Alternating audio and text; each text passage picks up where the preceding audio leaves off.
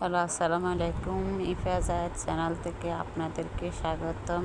আজকে দেখাবো হালিম রান্না করে কিভাবে হালিম রান্না করে। প্রথমে দিয়ে দিব পেঁয়াজ, তারপরে দিয়ে দিব কাঁচামরিচ।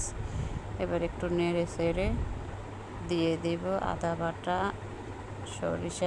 রসুন বাটা, সরিষা বাটা। এবার একটু নেড়ে চেড়ে নেব। দিয়ে দিব মরিচের গুঁড়া, হলুদের গুঁড়া, লবণ, আর একটু নেড়ে চেড়ে নেব। এবার দিয়ে দিব 3 চামচ জিরার গুঁড়া, একটু নেড়ে চেড়ে কষিয়ে নেব। তারপরে দিয়ে দেব ভেজে রাখা চিকেনগুলো। এবার চিকেনগুলো একটু নেড়ে চেড়ে কষিয়ে নিব। তারপরে দিয়ে দিব পানি, 2 চামচ পানি দেওয়ার পরে একটু নেড়ে চেড়ে নিব। এবার নিয়ে নিব হালিমগুলো নিয়ে একটা বাটিতে ঢেলে নিব।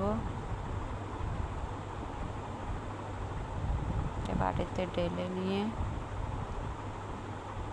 এবার দিয়ে দিব হালিমের মশলাগুলো একসাথে দিয়ে মেখিয়ে নিব।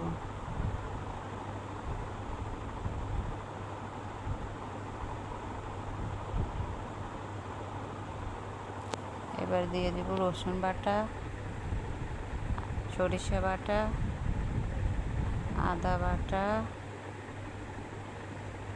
এবার লবণ দিয়ে দিব।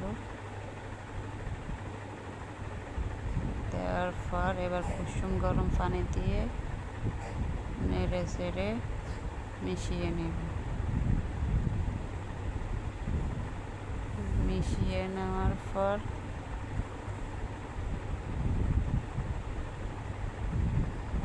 আর একটু পানি দিয়ে দিব। পানি দেওয়ার পর আর একটু নেড়ে চেড়ে পাতলা করে নেব।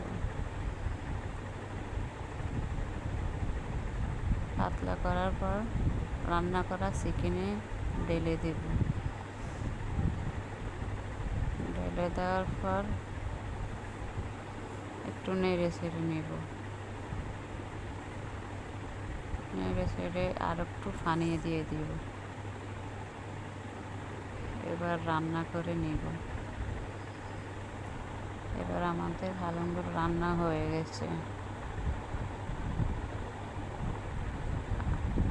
এবার একটা পাত্রে ঢেলে নেব। ঢেলে নেওয়ার পর পেঁয়াজ বেরেস্তা দিয়ে দিব।